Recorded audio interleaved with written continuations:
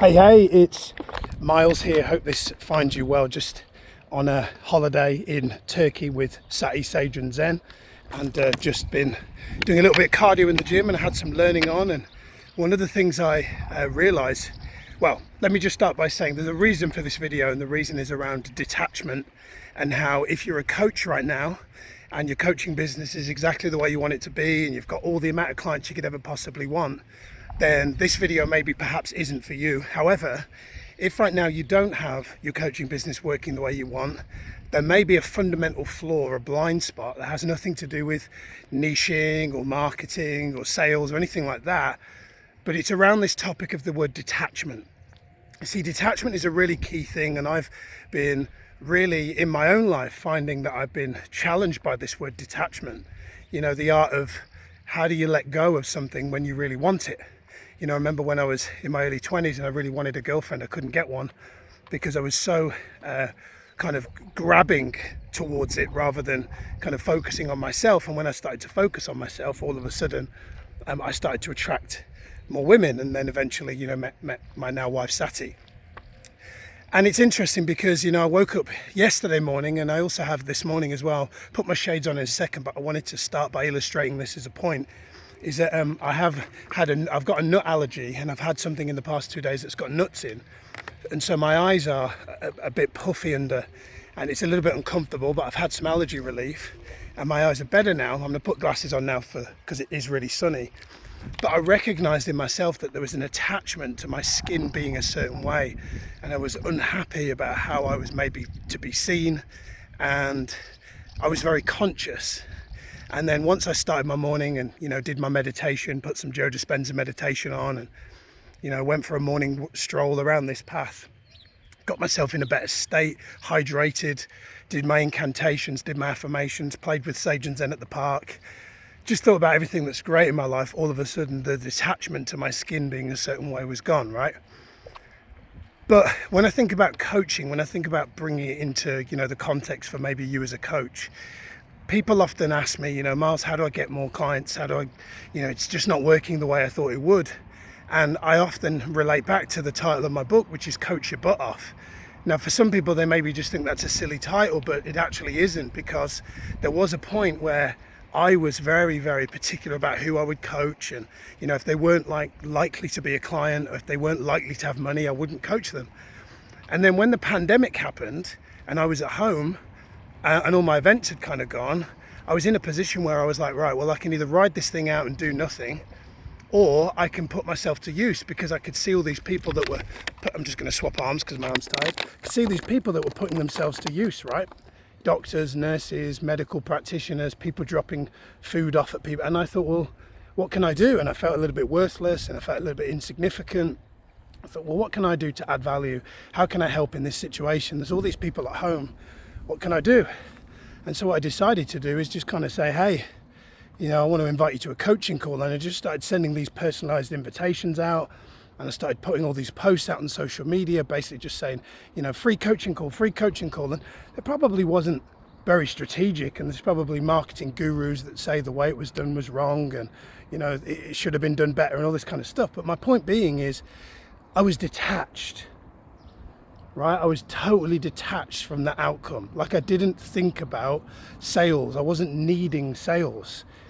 I often say to people, if you need clients, go and get a job, because the needy energy will deflect people away from you. And so in this particular moment, I didn't need income. Like, I was okay. I wasn't brilliant, but I was okay. But I didn't need income.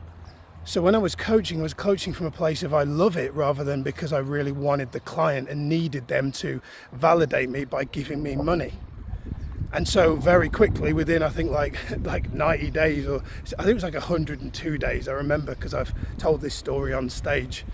I think like 102 days, I had like 37 one-to-one clients.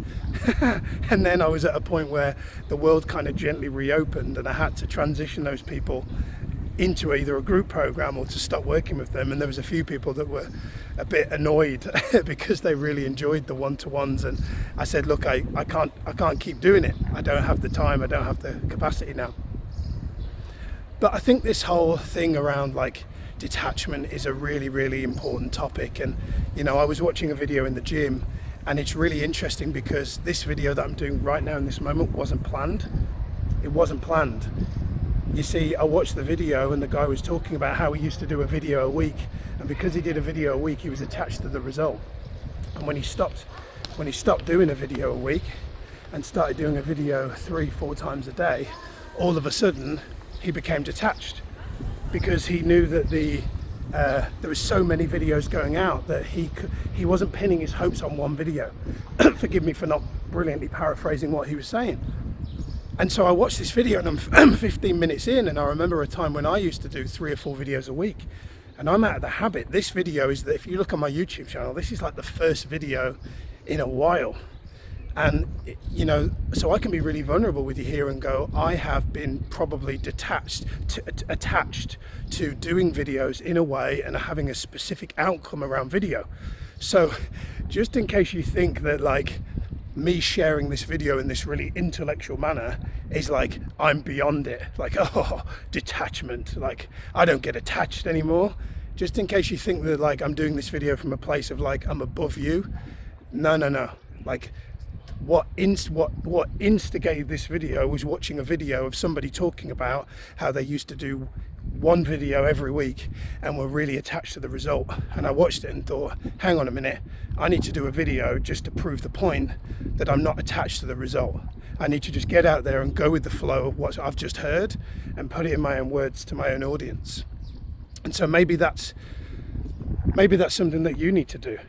Maybe you need to start producing more consistent content and not doing it for the attachment of the result and the likes and the validation, but maybe you just want to do it for you.